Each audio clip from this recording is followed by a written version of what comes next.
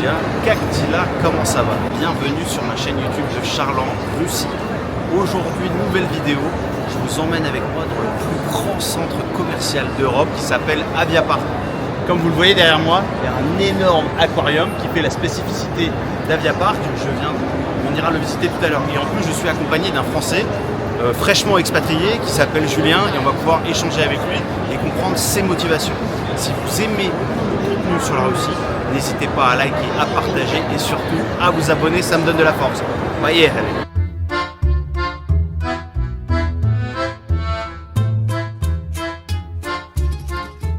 Les gars, aujourd'hui on visite l'Aviapark, énorme centre commercial. Il y a plein de monde parce qu'aujourd'hui c'est le 2 mai. Le 2 mai est un jour férié en Russie jusqu'à lundi. Donc ça va vous permettre de voir pas mal de monde, de comment se passe l'atmosphère dans un centre commercial. Et en plus, j'ai la chance d'être accompagné de Julien. Julien. Bonjour tout le monde. Très content de... Ça fait un moment qu'on échange par message. C'est ouais, pratiquement 9 mois, même un an. Ouais, bah depuis le début de ma chaîne. Ouais, c'est ça. Donc tu me disais que tu regardes pas trop mes vidéos, aïe aïe aïe. Non, mais je regarde des vidéos de bouffe. Ouais, comme bon français, je suis intéressé par la bouffe. Voilà, que par la bouffe, mais c'est grâce à ma chaîne qu'on a pu commencer à échanger. T'es arrivé sur Telegram, on a pu échanger pas mal. Ouais. Et on n'avait jamais trouvé le moment de se rencontrer avant. Je mes allers-retours en France, tu peux voir des vidéos. Exactement. Voilà. Et ça fait combien de temps que toi que tu es en Russie maintenant? Allez, on va dire un an. Je suis arrivé il y a un an avec ma voiture, mais ma famille est là depuis un peu plus longtemps. Et je continue à faire des allers-retours. Je suis à peu près à 80% de mon temps en Russie actuellement. D'accord, parce que ta femme est russe? Ma femme est russe, mes enfants sont russes. Ma femme, comme beaucoup de gens, on va dire, qui migrent en Russie en ce moment, ma femme a décidé de revenir au pays. Elle aime la France, mais pour l'éducation des enfants, elle a préféré partir. Ouais. Parce que l'éducation russe, c'est quelque chose de différent, on va dire. C'est complètement différent. Et vous étiez où en France, basé où? On était à Paris. À Paris. Longtemps. Ensuite, on a directement dans le dur? Ah bah dans le dur, dans le vif du sujet. Après, j'étais dans les beaux quartiers parisiens pendant un long moment. Ensuite, on a migré en région parisienne, dans le nord, à Montmorency. On s'est acheté une belle petite maison en se disant on allait s'éloigner de la vie de parisienne, mais ça n'a pas suffi. Quand le SVO a commencé, là, ça a été dur, surtout pour la partie russe. Avec ma femme, on a eu quelques petits problèmes. Donc on s'est dit, le mieux, c'est de partir. Les amis, c'est le moment de parler du partenaire de cette vidéo. Comme moi, si vous voyagez en Russie, avec la nouvelle loi qui est passée en janvier 2025, il est très difficile d'obtenir une carte SIM. Là, j'ai testé la solution idéale pour vous qui s'appelle UBG. UBG, c'est une application française qui donne des forfaits data eSIM dans plus de 200 destinations. La Réunion, le Japon, même la Nouvelle-Calédonie et bien évidemment la Russie. Le gros avantage, zéro frais d'itinérance. Ça coûte 90% moins cher que votre opérateur. Vous pouvez prépayer, pas d'engagement.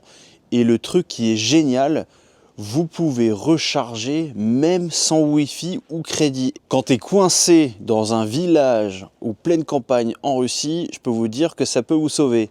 Vous téléchargez simplement l'application, activez l'eSIM avant de partir et hop, ça se déclenche à l'arrivée. Pas besoin de retirer votre SIM française. Tapez étoile hashtag 06 hashtag pour vérifier si votre téléphone est compatible. Comparé à un Wi-Fi public qui est à éviter, 25% des voyageurs se font hacker avec le Wi-Fi public.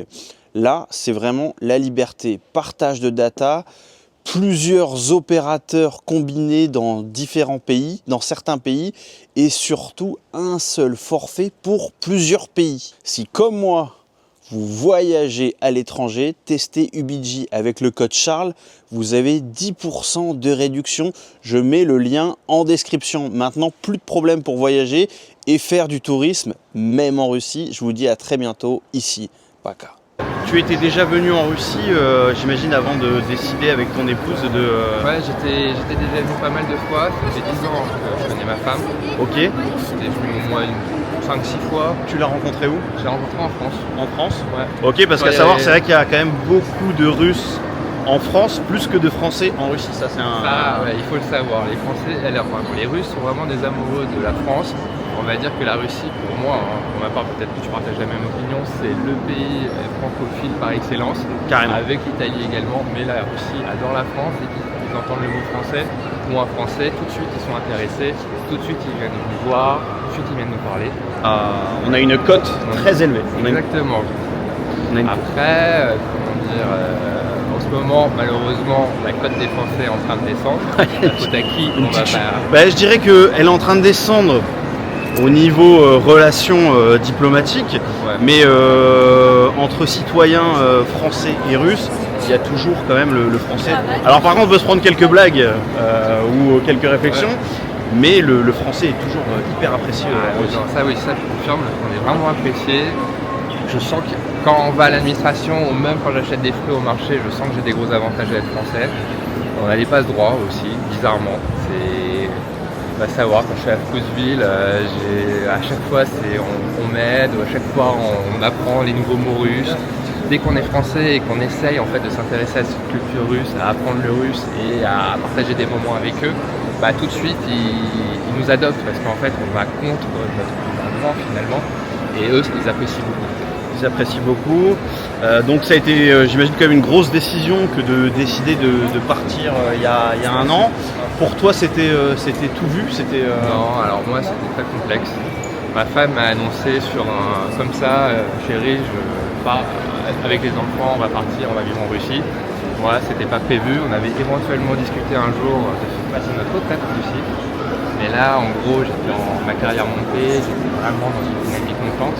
Je travaillais avant en finance et ma femme m'annonce qu'il faut qu'on rentre. Donc là, moi, je connaissais vraiment rien à la Russie à part les vacances. Déjà, j'aimais le pays, mais je connaissais plus les vacances. Et t'étais allé que à Moscou ? J'étais allé que à Moscou. Okay. Donc, je me suis renseigné grâce à des gens comme Charles aujourd'hui, mais à l'époque, beaucoup moins quand même. C'était en 2023. Et au fur et à mesure, je me suis aperçu finalement la Russie, c'est pas un si mauvais pays que ça. Moi en 2023, j'étais en pleine propagande, Bruno Le Maire, je mettais est-ce que c'est vrai, est-ce que c'est faux, il n'y avait pas de vidéo pour le savoir. Alors déjà, c'est très bien, on est juste devant Yves Rocher, c'est parfait. Ouais. Yves Rocher France, donc ils sont pas partis. Est-ce que les magasins ont fermé ? Ouais, ils sont là. Samsung derrière toi. Samsung, je crois pas que ce soit russe. Hein. On est passé devant l'Occitane tout à l'heure. L'Occitane que j'ai déjà filmé pas mal. Restore, ce n'est que Apple Store en fait. C'est Apple Store. Ouais, je savais pas trop. Mais j'ai fait le voyage en 2022 et j'ai vu à quel point c'était du bullshit en fait, tout ce qui se disait en Europe. Et j'ai commencé vraiment à regarder toutes ces vidéos sur YouTube, à m'intéresser, à sortir de cette propagande d'État. Parce que j'étais vraiment, c'est pour ça que peut-être mon profil est différent et intéressant. Et j'ai appris, merci à mon éducation aussi, qui était de jamais prendre pour argent comptant ce qu'on disait. Et en voyant que finalement la Russie est un pays qui est plutôt en croissance, que j'étais pas venu depuis 2018 en fait, et j'ai vu la différence entre 2018 et 2022-23 où il y a des quartiers entiers neufs qui sont sortis de terre avec des magasins, des boutiques partout.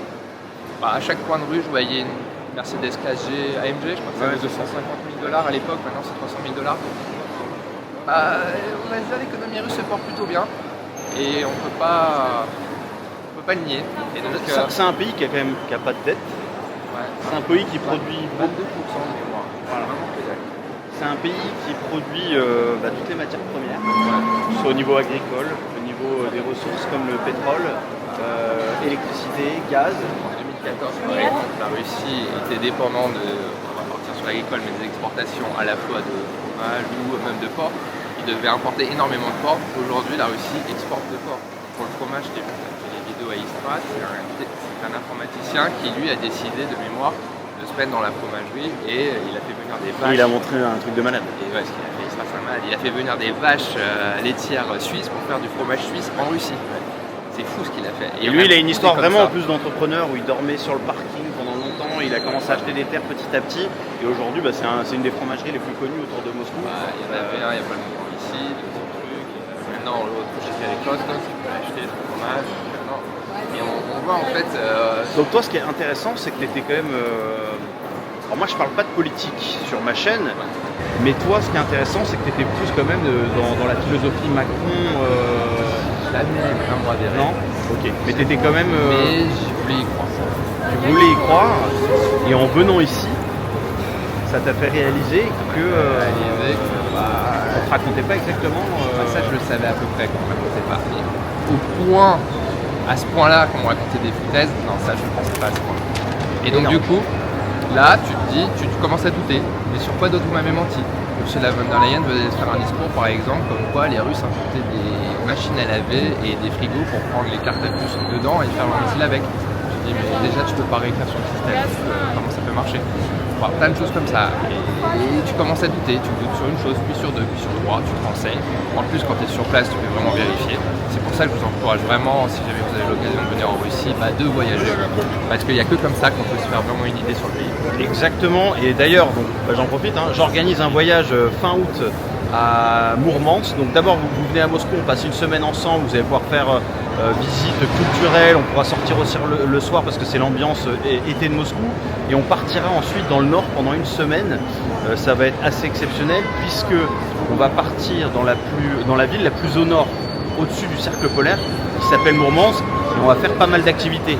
Du bateau pour essayer d'aller voir les baleines, on va faire du quad pendant 2 jours, on va faire du kayak sur la mer Blanche.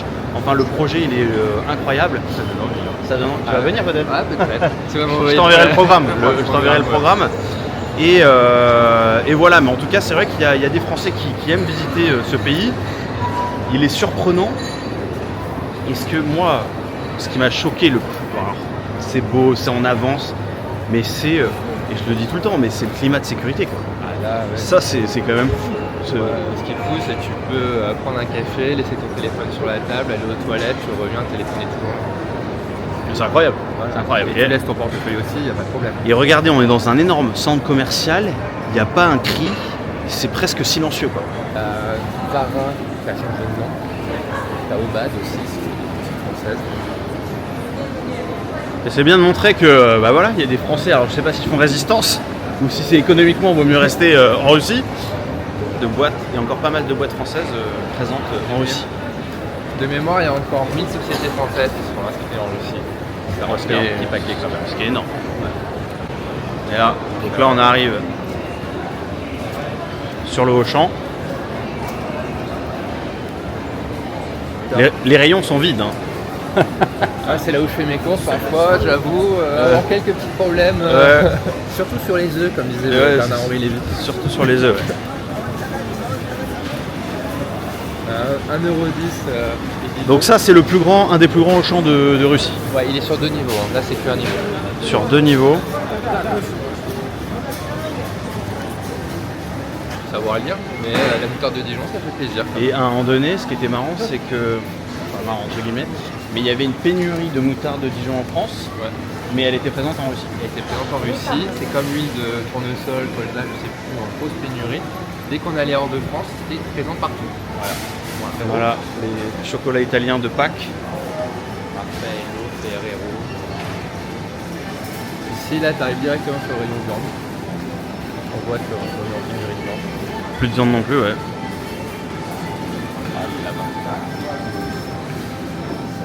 А вы влог снимаете? Да, это влог. Это влог за Франца. Я француз.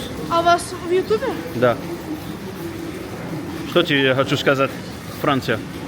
Привет, Франция. Леди Баг, Суперкот. Ты? Пока. Quoi d'autre comme difficulté peut-être d'intégration ou culturelle ou C'est pas une difficulté, je dirais, mais quand vous venez ici, soyez humble.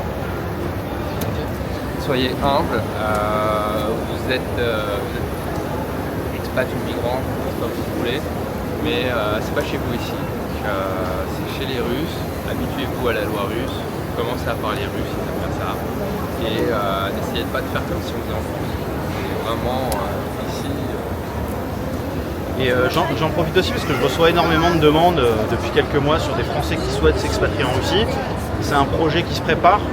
J'ai mis en place, alors elle est en tournage, mais elle sort mi-mai, une formation sur comment s'expatrier en Russie. C'est moi qui ai vécu toutes ces choses-là.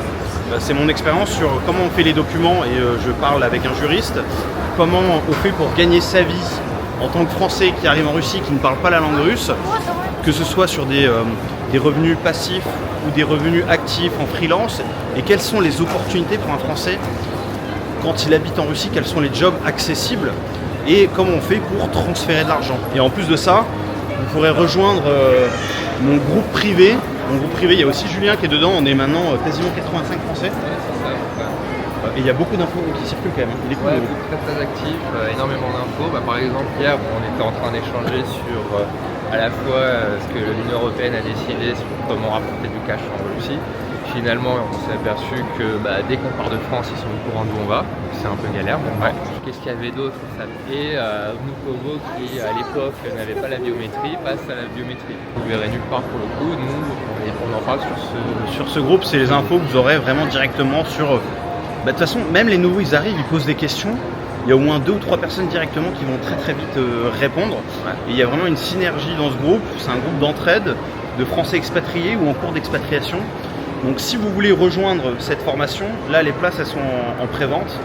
Je mets le lien en description. Et puis si vous avez des questions, n'hésitez pas. Et même après, nous on parle en privé, on ne se donne pas que sur le groupe. Bon, on ne s'est pas encore tous vus ou rencontrés, mais on s'échange des idées, on s'échange des choses avec une personne avec qui on a plus ou moins un point de vue qui va bien ensemble. Similaire, et le but, certains veulent aussi trouver des potes. C'est toujours bien d'avoir une petite accroche française, même quand on est à l'étranger, parce que on a quand même notre culture, notre façon de penser, d'être. Ça te fait du bien de parler français.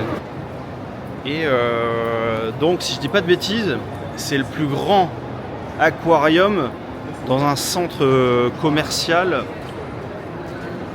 Alors je vais dire en Europe.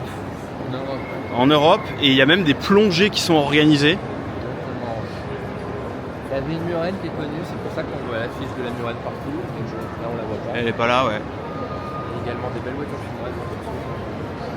Ces voitures chinoises qu'on voit partout, donc les voitures européennes sont toujours populaires, mais sur des berlines qui sont très chères. Mercedes, grosse BM, voilà. Sur de la voiture haute catégorie mais pas très haute, là les Chinois ils sont en train de rafler la mise.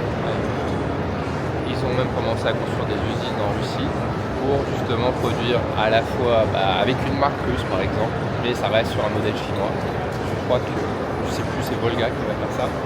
Après je peux dire une connerie. Mais oui, les Chinois sont vraiment en train de rafler la mise, ils ont même fait les usines ici, ils ont racheté les usines, par exemple les usines Renault, juste par des Chinois que russes. Regardez les Russes là, ils regardent. Ça revient parce qu'il y a un truc qui va te plaire, c'est le Kidzania pour des enfants. Ok, ouais. Tu avais montré, quand même ta chaîne Telegram, à un endroit où on apprenait les métiers aux petits. Le prends au-dessus. Ok. Parce que celui de Riviera là, où on apprend les métiers, c'est un parc. C'est comme un parc d'attractions, c'est gigantesque. Et en fait, c'est un endroit, pour ceux qui n'ont pas vu sur ma chaîne Telegram, où les enfants peuvent apprendre tous les métiers sous forme de parc d'attractions. En plus d'apprendre les métiers, ils gagnent du entre guillemets faux argent et ça leur permet d'acheter un petit cadeau à la fin. Ils apprennent les pompiers, à gérer la banque, même à faire de la livraison. C'est fou, c'est trop bien. Ici, on est banquier chez Tinkoff, on est livreur chez Ozone, on apprend à être dentiste. Et même le mieux de ce que j'ai vu, c'est que quand tu vas à l'université du Kidzania, tes prochains salaires prennent 10%. Mais non. Ah si, comme quoi aller à l'école, ça te permet d'avoir plus d'argent. C'est trop bien, putain. Trop bien. Très bien pensé. Et vous voyez aussi, donc là, on se promène. Après, c'est vrai qu'on n'a pas cette culture peut-être en France autant du centre commercial. Non, on l'a pas. On l'a pas. C'est pas un reproche, c'est parce que ici, en fait, ce que j'ai compris aussi, est un pays où il fait froid. Et donc il y a 6 mois où la consommation, elle est de manière différente. C'est vrai que les Russes, ils aiment bien se réfugier l'hiver dans un centre commercial et pouvoir passer la journée. Parce qu'ils ne peuvent pas se balader à -20 pendant 4 heures dans la ville. Et tout est regroupé au même endroit en fait. T'as le cinéma, la nourriture, les courses, le supermarché. Là on est flambant neuf, elle n'était pas là il y a... Chitai Gorod. Chitai Gorod, donc lire en ville. Lire en ville. Ça je l'ai en russe. Non, là c'est Kidzania, c'est pour apprendre les métiers donc. Ouais, exactement. Ok, il faut rentrer, c'est derrière. Pour rentrer, exactement, c'est derrière. Ok. C'est assez grand.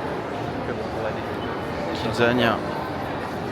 C'est énorme, tu vas connaître exactement. Avec l'avion, parce qu'à Via Park, on n'est pas loin, j'ai lu un peu avant, d'un aérodrome. Un truc aussi que j'ai appris en Russie, tout est démesuré. à l'américaine. Ouais, exactement. Moi, je trouve que les deux, d'ailleurs, se ressemblent énormément. Ils sont les deux pays, hein, je parle. Je parle pas de New York ou de Washington, mais vraiment, ce qu'on peut savoir sur à la fois les Russes et les États-Unis, ils aiment tous, ils sont patriotes, tous les deux. Ils aiment tout ce qui est énorme. On voit énormément de voitures, mais énormes. Et là, bah, tout est démesuré. Tout est dans la... Dans la démesure. J'ai vu... C'est comme ça là. Ouais, c'est comme ça. Il y a encore des cafés là, une café dans ici. On va aller voir la patinoire après. On montre un peu la bouffe qu'ils ont. En fait, là, vous avez tous les gros fast-food russes. Connus. Mais pas que russes. Pas que russes, hein. Burger King. Burger King qui sont encore là. Burger King, c'est en Russie. Voilà. Pour les burgers, je conseille plutôt Farch, c'est là-bas. Ouais, Farch c'est pas mal. Farch, c'est aussi une chaîne, mais un peu plus classe en burger. Vraiment bon. Livan, ça va être cuisine Libanaise. Ah, c'est libanaise? Ah oui, Livan. C'est écrit en anglais. Aucun mérite. Ok, sympa. Tu t'y mets à la cuisine russe ou pas? À manger? Un petit peu, mais je fais des mix. Je fais des mix avec la cuisine française. Tu mixes en cuisine ou tu fais un Je mixe en cuisine, par exemple, je prends un élan et je le fais en bourguignon. Ah, c'est pas mal ça. Ah, ouais, bravo. Et c'est très très bon. Moi, je mixe aussi parfois, genre, bon là c'était autre chose, c'était un crumble. Je me suis dit tiens, je vais mettre du boroc dans la pâte. C'est super bon. Ah, c'est bon? Ah ouais. C'est vrai que toi t'aimes bien la cuisine, toi. Hein. Ouais, je suis un petit marmiton en air. Comme Eddy, si tu regardes la vidéo, je sais pas si t'as déjà échangé avec Eddy qui est sur le Ouais, groupe. ouais. Lui il fait du bon pain. Lui, on fera un concours de pain. voilà. On va organiser un concours de pain. T'en penses quoi de la nourriture russe? Il y a du bon, il y a du moins bon. Mais dans l'ensemble, vraiment, je suis adapté, on va dire. Ça étonne pas mal les Russes, d'ailleurs. Par exemple, la chouba, qui est le hareng sous le manteau. Ça, moi, j'adore. Ah ouais, ça t'aimes bien, ok. Olivier, c'est moi qui l'a fait maintenant, la Olivier à la maison. Le shashlik. C'est assez long, hein. C'est fou. Ouais, le shashlik c'est très sympa pour les barbecues. Là, t'as le bagassin, ça continue par là-bas encore. Puis ça vous permet de voir aussi là dans la vidéo comment se comportent les Russes. Vous voyez, ils se promènent, ils sont calmes, plutôt bien fringués, assez stylés. Vous voyez, un vendredi, qui n'est pas forcément fermé quand même en Russie, si tu l'as dit au début. Ouais, mais si t'es sur un pont quand même là. Ouais. T'es sur un pont en Russie, t'es plus férié là qu'en France maintenant. Bah, Ils aiment. Ouais, mais c'est les plazniks. Plaznik, c'est jusqu'au 9 mai dans tous les cas, ça. Il y a beaucoup de repos là. Beaucoup de repos. Mais nous, on nous a proposé le repos la semaine d'après, pas cette semaine. Ah ouais, Semaine d'après? Ce que je disais au début de la vidéo, ce qui nous a fait venir ici, c'est surtout pour les enfants. L'éducation, mais également le paradis des enfants. Là, si tu montes, tu as un parc où pour 1000 roubles, toute la journée, ils peuvent rester à l'intérieur et s'amuser. 1000 roubles donc on convertit à peu près 10 euros. 11. Ouais, 11. Peut-être que demain sera 9, on sait jamais, mais c'est dans les 10 euros. Pas facile ici. Donc là, grand parc de jeux, Des aires de jeu. aires de jeux de partout. Et en fait, ce qui est bien, c'est que vous mettez vos enfants ici. Nous, on l'a pas fait, mes enfants sont trop petits, mais il y en a beaucoup qui le font. Et après, tu vas faire tes courses tranquilles, sans enfants. Et j'entends souvent qu'il y a un problème, c'est vrai que tu vas dans un restaurant en France, c'est à peine si tu vas trouver un siège enfant quoi. Le paradis des enfants, le cauchemar des parents. Là tu rentres là-dedans, tu sais quand tu arrives, tu sais pas quand tu ressors. Alors celui-là, ça va encore parce que j'essaie d'expliquer à mon fils qu'il pratique des prix 2 fois plus cher. Mais après, il me fait, mais alors c'est où qu'il faut aller? Je lui dis d'Eskimir, alors là c'est fini. Ah, là c'est bon. Ouais. Et d'Eskimir et à l'autre. Là c'est problématique. Ah regardez, on a une belle vue là sur le centre commercial. Voilà. Avec l'aquarium qui est là-bas. Bon, on va regarder encore l'aquarium depuis là-bas. Où il y a une chose à voir. Vous amusez. Vous expliquer un peu le marché russe. Un truc qui est rigolo, qui marche très bien, c'est que beaucoup de nos marques ont décidé de mettre des noms français. Genre Ouais, ah oui, c'est vrai. En fait, c'est une marque russe de mémoire qui marche plutôt bien. C'est du branding. Exactement. Mais français, c'est ça, brûlé d'amour, ça c'est russe. Alors moi, ça me fait parce qu'on a offert des trucs choupettes à mon fils. En fait, c'est pour les filles. Ouais. Et c'est vraiment des trucs sympas pour la rentrée. C'est ici pour la vie. Et il y a beaucoup de branding. Par exemple, il y a un chocolat qui est super bon, c'est comme il faut, écrit en russe. Comme il faut, c'est vrai, c'est vrai. C'est le branding, le nom français, c'est limite ça donne envie d'acheter quoi. Mais c'est voilà, c'est ce qu'on disait. On va se regarder un film? Ouais. Il y a quoi de beau aujourd'hui? Ça a l'air bien. Il y a des boutiques de fringues, Maracuda, aussi. ouais, c'est ça. Et là, tu achètes ton billet directement sur les bornes. Tout automatique. Voilà. Regardez à quoi ça ressemble. Comme ça, bam. Ouais, Et donc, le cinéma continue. Hein. pas avoir un avocat sur place. Pour ça, c'est déjà une bonne chose. Parce qu'avant, ils vont annuler, puis ils vont revenir. Immense aquarium. Ah, ça, c'est la passerelle donc pour que les plongeurs viennent. Exactement. Ah, il faut voir les poissons aussi. Ouais, c'est ça. Vu que moi, je suis pas du tout à l'aise en plongée, ça me plairait pas. C'est super tard. Beaucoup à plus tard. 22h. Ouais, 22h. Ouais, Ou à 19h, c'est plié. Moi, ce que j'adore, c'est faire des courses le dimanche à 23h. Chez Fousville, parce qu'ils ferment jamais en fait. Ça fait du 7 sur 7, 24-24. D'appeler des gens et leur dire, et pour raconter comment ça va, ils me demandent qu'est-ce que tu fais. Moi, je fais des courses, il est 23h chez toi un dimanche. Bah, et alors, super. Ouais. Et là, tout de suite, on s'en rend compte. En France, tu pourras pas et tu pourras pas faire tes courses un dimanche après-midi, ce qui est quand même la base quoi. C'est un jour de repos. En France, je suis toujours. Putain, mais tout est fermé. Dimanche, il est midi, c'est fini. Ça leur a été très bénéfique finalement. Ça, c'est un peu leur talent, c'est ok. Et alors, moi, Vous partez, mais nous, on va apprendre à le faire. c'est ça. Ouais. Et alors, quelque chose que tu n'as pas montré, mais quand même, il y a encore des boutiques qui partent à tous les étages comme ça, en plus, Et en parallèle. parallèle. Oh, c'est gigantesque. Il est gigantesque. C'est gigantesque et c'est tellement propre. Alors là-bas, je crois qu'on a Zara et Obad. Oh, le Zara qui est repris. Il a juste changé de nom. Ouais, voilà. Ah, ok. Moi, je te propose un café, mais Ouais, regarde. on va faire un petit café. Tu sais où on se dirige? Bah, si tu veux, on se met sur une des petites plateformes qu'on a juste à côté du mec. Le but, tu sais, le but d'être trader, c'est pas de gagner, c'est pas vraiment c'est gagner, mais c'est aussi surtout pas perdre. Ne pas perdre. Mais bon, si tu gagnes pas, bon, c'est comme si tu perdais aussi. Hein. C'est en formation. Ouais. C'est rigolo d'arriver jusque-là.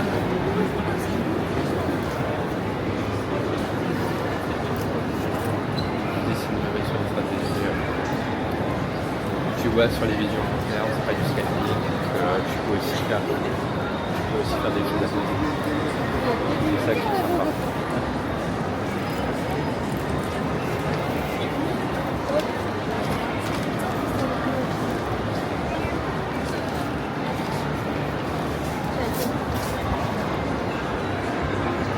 C'est le Sephora russe, ça.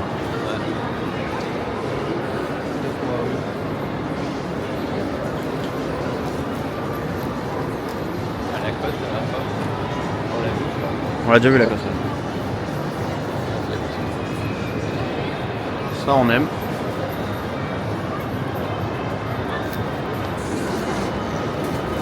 Bosco, très bien aussi. Le genre de truc que tu peux pas mettre en France, malheureusement. Si, justement. Ouais, justement.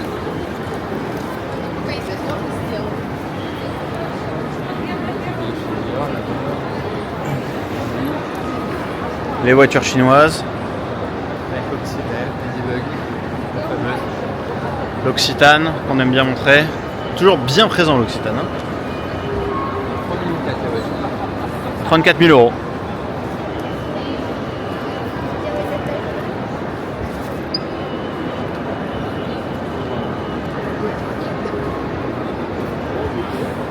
Sympa. Pas mal.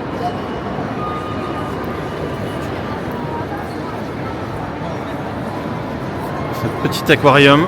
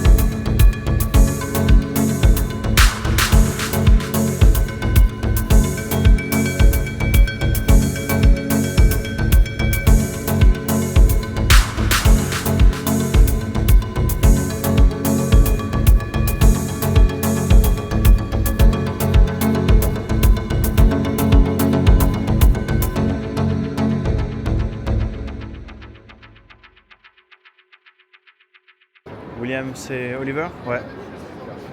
Ouais, mais c'est pas mal. C'est pas mal. T'as des belles assiettes, des beaux trucs. Donc normalement, moi je suis là, en bas. Faut que je paye le parking, je ne sais où. En bas, je pense.